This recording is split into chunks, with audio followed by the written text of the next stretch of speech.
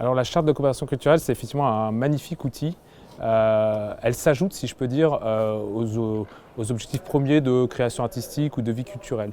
Elle date de 2004 et elle s'est améliorée au fil de l'eau. L'idée majeure, c'est que les structures culturelles, au-delà de la mise en place d'un programme artistique, vont être attentifs au public.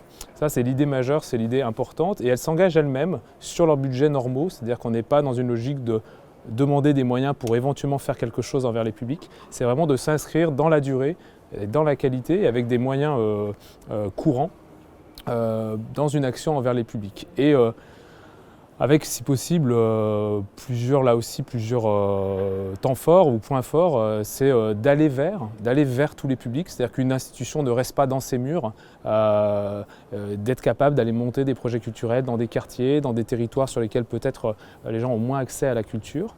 Donc d'aller vers, de faire venir, évidemment, de donner envie, y compris à des personnes qui n'ont pas les codes ou qui ont peur de rentrer dans un musée, de rentrer dans une salle de spectacle, et puis de faire avec.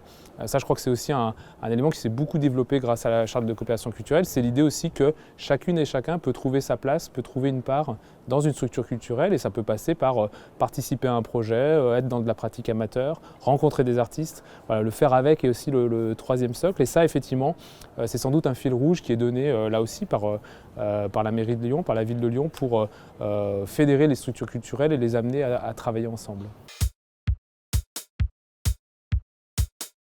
Alors, c'est pas effectivement pas complètement un label, c'est plutôt une belle reconnaissance. C'est un réseau en fait de coopération. L'UNESCO, dans la manière dont il voit le monde, je dirais, encourage les villes. Là, c'est un réseau de villes, encourage les villes à coopérer, à travailler ensemble et, si possible, à améliorer, je dirais, le bien-vivre et la paix et la connaissance entre les différentes nations et les différentes villes. Et donc, l'UNESCO a créé ce réseau des villes créatives avec des thématiques esthétiques. La ville de Lyon, à partir de 2008, était dans une thématique numérique sur laquelle on a jugé qu'on était moins pertinent, et on a effectivement candidaté à la ville littérature qu'on a obtenue fin 2023. On s'est basé sur plusieurs éléments. Le fait d'abord d'être une ville livre historique. On a été ville de l'imprimerie au XVIe siècle. On a la deuxième bibliothèque de France grâce à notre réseau des bibliothèques municipales. Et puis d'être une ville qui se projette beaucoup sur la scène littéraire, sur le soutien aux auteurs. On a tous les métiers du livre présents sur le territoire. On soutient de nombreux festivals dans tous les genres littéraires, la science-fiction, le polar, la bande dessinée.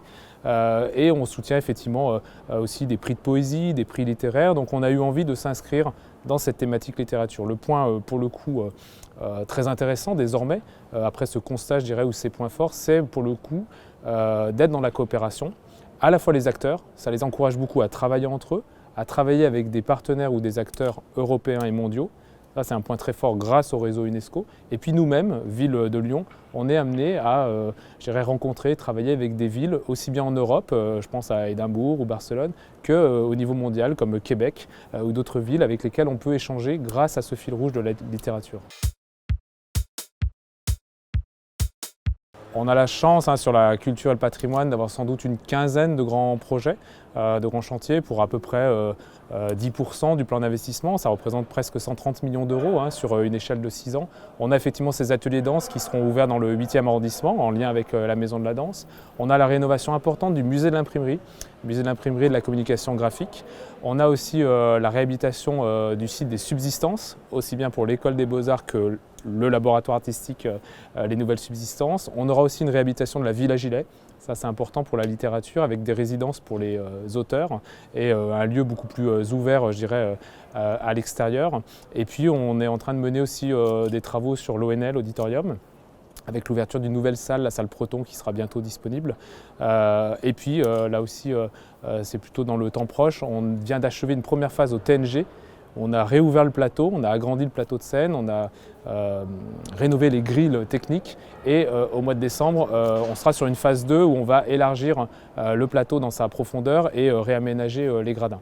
C'est à peu près l'ensemble des établissements culturels sur lesquels on mène des grands chantiers, et on a aussi soutenu, et on en était très heureux, le projet de Cinéfabrique dans le 9e arrondissement dédié au cinéma, cette école de formation dédiée au cinéma qui, grâce à une aide de la ville de Lyon, développe et réhabilite plusieurs de ces bâtiments.